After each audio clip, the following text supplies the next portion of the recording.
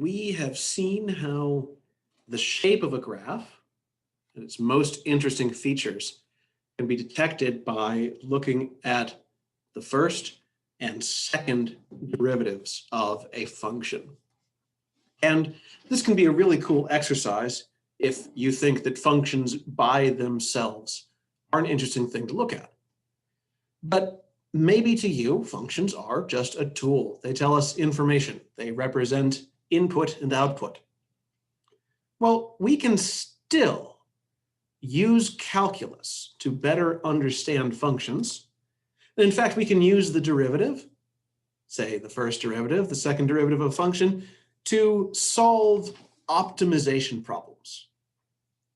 If I have a function which tells me the behavior of some process, and I would like to know the best possible outcome, maybe the greatest value of my function, the least value of my function, these are things that calculus can help us solve.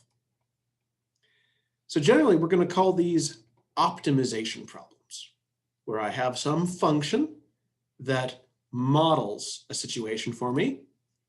I would like to find the minimum value of that function, or I would like to find the maximum value of that function.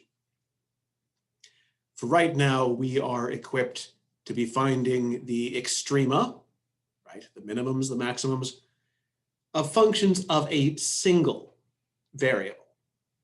So it won't be until calculus 3, if that is in your future, that we talk about optimizing functions of more than one variable. But let's think about how we would solve an optimization problem.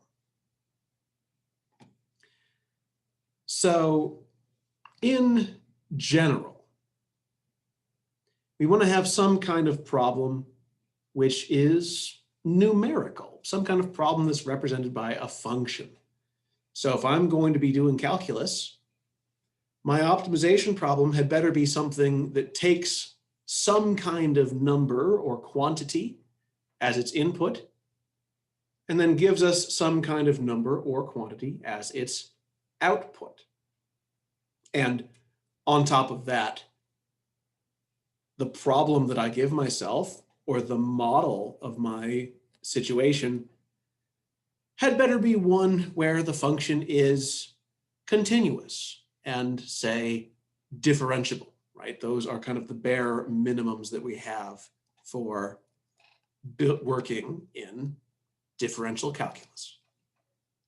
Now, what this means is that if I have a word problem or some real world scenario, I need to figure out how to represent what's going on in that description and how to write it out as a function. So I might need multiple different variables. Traditionally, mathematicians like to use single letters for these things, and it can be kind of cute to pick a variable that starts with the letter of the thing that you want to measure. So A for area, H for height, T for time, and things like that.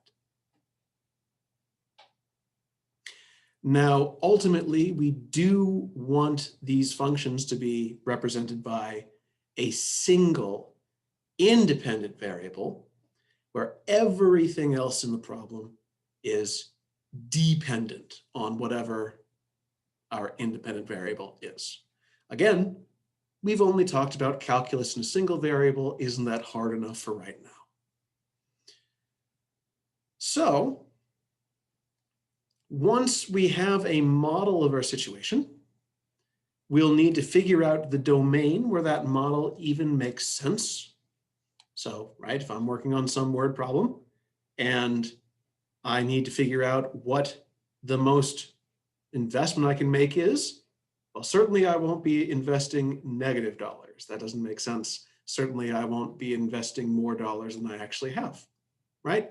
So keep in mind that the formulas that we build up to solve these kinds of word problems don't actually keep track of those constraints by themselves. It is us who interpret the equations It's our job to make sure that things are still making sense at the end of the day. And then once we do have that situation, we're just going to look for our minimums and our maximums. Okay, so this has all been a very bird's eye view look at the thing. Let us actually try one of these optimization problems.